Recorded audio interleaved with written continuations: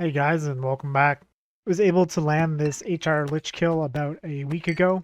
I held off on putting this video together because the Frost Mountain patch dropped, which I've been thoroughly enjoying. Kill took me about 10 days worth of attempts and is definitely the hardest thing that I've done in Dark and Darker thus far. There were definitely points where I considered giving up trying to get the kill, but I'm glad that my stubbornness kept me going. So yeah, here we go. One solo wizard HR Lich kill as promised. To open the fight, we try and get off as many magic missile casts as we can. The reason being, as the strategy I'm using doesn't involve clearing the ads, rather it just involves strafing away from them. On that note, a more optimized version of this run probably includes using the crystal sword to kill the skeletons. Prior to the first enraged phase, my objective is to try and get the skeleton archers into the center of the room on top of Lich. This gives us the best chance to avoid their projectiles as we're circle strafing. I've opted to use Troll's Blood throughout the fight, as I wasn't able to consistently avoid Lich's auto attacks and sometimes the skeleton's auto attacks. The Troll's Blood combined with the heal over time from Lich's curse allows us to play really passively and really focus on avoiding the damage that would otherwise kill us. When the skeleton archers are grouped up and enraged, we definitely try and use that as an opportunity to AoE them down. There's a lot of things to focus on in this fight in order to avoid damage. For example, here you can see certain parts of the circle strafe route are less safe than others based on where the skeleton archers are standing. Here you can see I don't cast spells as I'm going by the enraged archers on their close side. There's something really off about Lich's auto attack. I have a decent number of clips of Lich's auto attack connecting when on the screen it probably shouldn't have been, and when the damage hit indicator pops up, it doesn't really line up with where he is and where the projectile comes from. The glitchiness of Lich's auto attack basically forces you to crouch and look down as he's firing it. If you just try to square up to Lich and circle strafe, the auto attack will eventually hit you.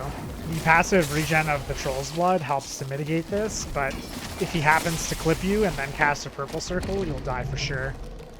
Since we don't kill the melee skeletons, they basically absorb all of his homing projectile heavy strikes for us. We don't have to worry about it at all.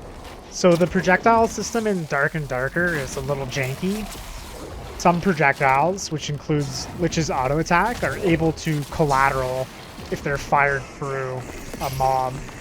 On paper this isn't a problem, but because Dark and Darker's projectile system is so janky, you can actually see the projectile change trajectory. It took quite a few attempts and clip reviews to realize that this is what was happening, and that's what was causing me to get hit sometimes. We get our first purple circle here, as our first Troll's Blood is expiring, and so we drink the next one. Lucky for us, all of the archers are dead, so we only have to avoid Lich's autos. Drinking a health pod here is probably unnecessary and a little greedy, but luckily for us, Lich was doing a heavy attack and then went into a resummon animation. With the skeleton archers back on the field, we try and AoE them down once again. When I was initially learning the HR variant of this fight, I would circle strafe with my weapon sheath and deal no damage, just to get used to, dodging the projectiles and whatnot. Something I discovered while doing this is that if you leave the enraged archers up, they will shoot the shit out of Lich and deal a considerable amount of damage to him for you. In one of those orientation runs, the archers shot Lich so much that he triggered a circle without me even dealing any damage to him myself.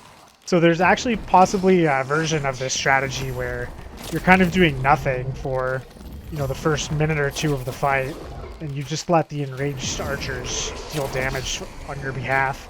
Making use of this could be especially useful if you're trying to get the kill on Lich for quest progression. Lich has so much health, and wizards have so few spell charges that even with this relatively maxed magic damage gear set, I run out of spells. This obviously makes it a little difficult to secure the last hit on Lich against the enraged skeleton archers. So with no spells remaining, I'm forced to switch to my inventory full of throwing knives to finish the fight. Unfortunately, this is pretty much one of the only times that I've ever used the throwing knives, and so that combined with having to continuously strafe causes me to miss quite a few of the throwing knives. I've actually started to make more of an active effort to pick up the throwable items and just, you know, kind of get used to landing them. I get bumped by a respawning skeleton there and take an arrow hit, which is super unlucky. Fortunately, we've already triggered our 4th circle, so we don't have to worry about that ending us. Going back to the throwing knives, I'd certainly prefer to be using a crossbow, but I think that while you're reloading it, you'd be moving too slowly, and the enraged melee skeletons would kill you. So yeah, well, I whiff throwing knives. We have enraged archers shooting the shit out of him for us. And well, yeah, as you'll see here, I'm not entirely certain I actually get the kill. It's possible that it was an ignite tick, but I'm pretty certain that the one of the skeleton archers finished them off for us. So yeah, there you have it. And I got the loot in the video for you guys. I learned from the last time. Okay, so yeah, here is the gear. We're definitely focusing on maximizing damage as priority 1. We pick up a chunky move speed affix on both the pants and the boots. I'm not entirely certain how necessary the move speed affixes are, but they will certainly help you to avoid taking arrow shots and Lich auto attacks while you're circle strafing. Priority 1 in any wizard gear set at all is reaching plus 11 true magic damage. With Dark and Darker PvE in general, and bosses specifically, for some reason the mobs have really high magic resist, so hitting the true damage affixes is super important. As an aside, I'm not really sure why it's like this, but for the most part mobs have negative physical resist but positive magic resist. If anyone knows the reasoning why Iron Hammer did us so dirty in that regard, I'd love to hear it. So yeah, beyond that, we're just maximizing magical power and magical damage bonus. For those unfamiliar with the magical power bonus curve, after you reach 40 magical power, each additional point is only giving you 1% magic power bonus. This does make building the damage gear set a little easier, as people are generally valuing magical power more than magical damage bonus. For perks, we've got nothing crazy going on, just the standard greedy PvE setup. From top to bottom, left to right, that gives us Arcane Mastery, Mana Surge, Quick Chant, and Sage. Definitely lock yourself in as the elf for the little extra move speed. Finally, for skills and spells, again, we've got nothing too groundbreaking here, just a standard double spell memory 10 spell setup. We take and use all the damage spells in the fight, starting on the left wheel, top center, going clockwise. We've got Chain Lightning, Lightning Strike, Ignite, Explosion, and Ice Bolt. Moving over to the second wheel, starting top center, going clockwise, we have Fireball, Magic Missile, and Zap.